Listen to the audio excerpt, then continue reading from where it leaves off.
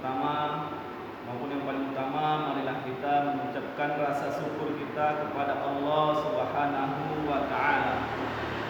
Yang mana Allah Subhanahu wa taala telah memberikan kita nikmat iman dan Islam. Dengan segala nikmat Allah Subhanahu wa taala, mari kita tetap bersyukur kepada Allah Subhanahu wa taala dengan nikmat yang telah diberikan Allah Subhanahu wa taala kepada kita, baik nikmat kesehatan, rezeki dan lain-lain. Allah katakan dalam Al-Qur'an, A'udzu billahi minasyaitonir rajim. Bismillahirrahmanirrahim. La in syakartum la azidanakum wa la in kafartum inna 'adzabi lasyadid. Barang siapa bersyukur kepada Allah, Allah akan tambah nikmatnya. Dan barang siapa yang tidak bersyukur kepada Allah, maka ingat azab Allah sangat pedih. Maka Allah katakan juga dalam surah Ar-Rahman, Fabi ayyi ala'i rabbikuma tukadziban, diulang Allah Subhanahu wa taala dalam surah Ar-Rahman. Maka nikmat Allah mana lagi yang engkau dustai. Maka daripada itu mari kita tetap bersyukur kepada Allah Subhanahu wa taala agar kita tidak menjadi orang-orang yang kufur atas nikmat Allah Subhanahu wa taala. Sembari daripada itu, salawat berpangkaikan salam yang kita hadiahkan kepada putra Abdullah, buah hati Aminah, Habibullah Rasulullah sallallahu alaihi wasallam, yang mana beliau telah rela mengorbankan jiwa dan raganya demi menegakkan kalimat Allah, yang melafatkan la ilaha illallah Muhammadur Rasulullah. Mudah-mudahan kita mendapatkan syafaatnya di yauma la yanfa'u malun wala banun illa man atallaha biqalbin salim. Saudara-saudara yang dirahmati Allah Subhanahu wa taala, dalam pertemuan kali ini kita akan membahas tentang pelajaran ilmu tajwid. Bagaimana dengan mempelajari ilmu tajwid ini kita dapat membaca Al-Quran dengan sebaik-baiknya. Saudara yang dirahmati Allah Subhanahu wa taala, di sini kita jelaskan ilmu tajwid adalah pengetahuan yang dibicarakan padanya cara membaca Al-Quran menurut yang sebenarnya daripada hukum-hukumnya, seperti izhar, iqlab, idgham, ikhfa, dan banyak hukum-hukum tajwid untuk membaca Al-Quran dengan sebaik-baiknya. Bahkan di dalam kitab Tuhfatul Atfal yang berbunyi nazamnya linun intaskun walid tanwini arba'aha haut tabiyini. Hukum nun mati dan tanwin itu ada 4. Yang pertama izhar, iqlab, idgham, dan ikhfa. Selanjutnya faedah mempelajari ilmu tajwid ini ialah agar dapat membaca Al-Quran dengan sebaik-baiknya.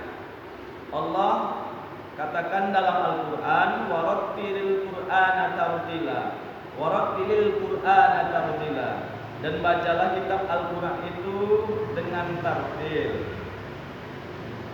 Saudara-saudara yang dirahmati Allah Subhanahu wa taala, sesuai dengan kita bicarakan tadi tentang hukum tajwid itu bukan hanya izhar, iqlab, idgham, dan ikhfa saja. Di sini hukum nun mati dan tanwin yang dijelaskan, ya, bahwasannya hukum nun mati dan tanwin itu ada 4: izhar, iqlab, idgham, dan ikhfa. Jadi kita ketahui dulu nun sukun itu ialah nun mati. Kedua, tanwin itu artinya menunkan ataupun suara nun mati ataupun nun sukun. Dia ada tanwin 2 di atas, namanya tanwin fathataini, 2 baris di atas. Nah, kalau tanwin 2 baris di bawah namanya kasrotaini. Nah, kalau baris 2 di depan namanya tanwin dhammataini. Ya. Selanjutnya untuk mempelajari hukum pertama yaitu izhar. Ya, izhar itu artinya jelas. Ya, izhar itu artinya jelas. Jadi hurufnya itu ada 6. Huruf izhar itu ada 6. Ya, huruf izhar itu ada 6. Yang pertama itu hamzah. Yang kedua ha besar. Ha yang berada di pangkal tenggorokan. Hamzah dan ha. Ha kecil, ain, kha dengan ghaib. Ya, ulang lagi. Hamzah, ha besar, ha kecil, ain, kha dan ghaib. Dan termasuk juga huruf izhar ini adalah huruf halaqah, huruf tenggorokan. Yang mana masing-masing huruf izhar ini 2 di pangkal tenggorokan, 2 di tengah tenggorokan, 2 juga di ujung tenggorokan. Ya.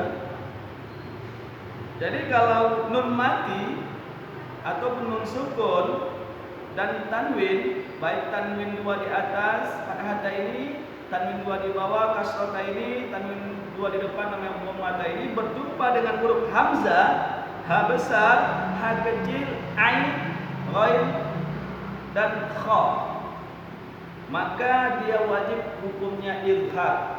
Maka kita harus membaca dengan jelas. Contohnya nun mati berjumpa dengan alif ataupun hamzah. Min abwabiha. Yang kedua, nun mati berjumpa dengan huruf ha, minha.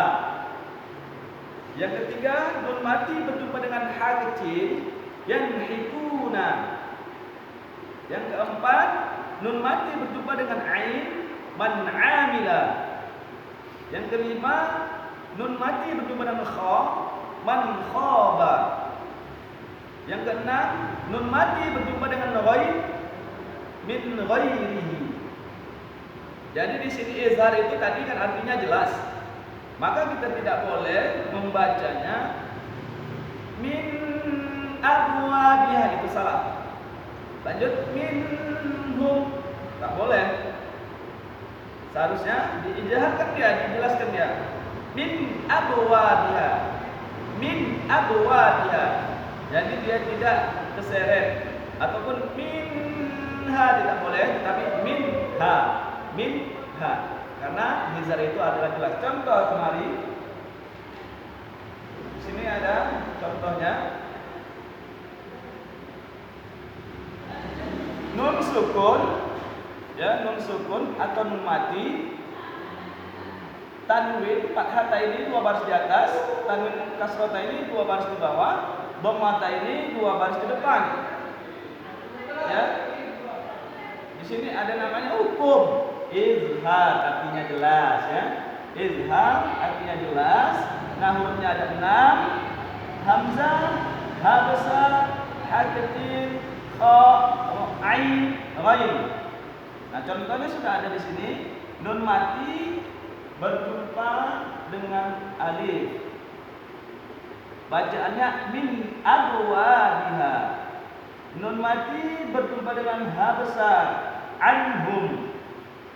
Tak boleh kita baca min abwabiha, salah, tetapi min abwabiha.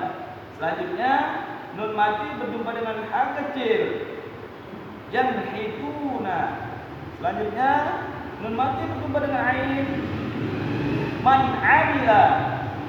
Nun mati berjumpa dengan kha, man khaba. Di sini nun mati dan tanwin. Nah, di sini tanwin dhammah ini 2 baris di depan berjumpa dengan alif. Adabun alim, tak boleh adabun alim, salah, tetapi adabun alim. Selanjutnya kasrota ini ataupun 2 baris di bawah, tanwin 2 baris di bawah berjumpa dengan ha besar, qaumin had. Selanjutnya alimun hakim, tanwin 2 mata ini berjumpa dengan ha. Inilah contoh-contoh bacaan hukum izhar.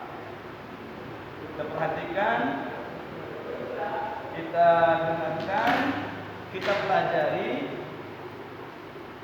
dalam pertemuan kali ini, ya itulah membahas tentang izhar. Insyaallah ada manfaat bagi kita. Mudah-mudahan bermanfaat bagi kita semua. Amin ya rabbal alamin. Assalamualaikum warahmatullahi wabarakatuh.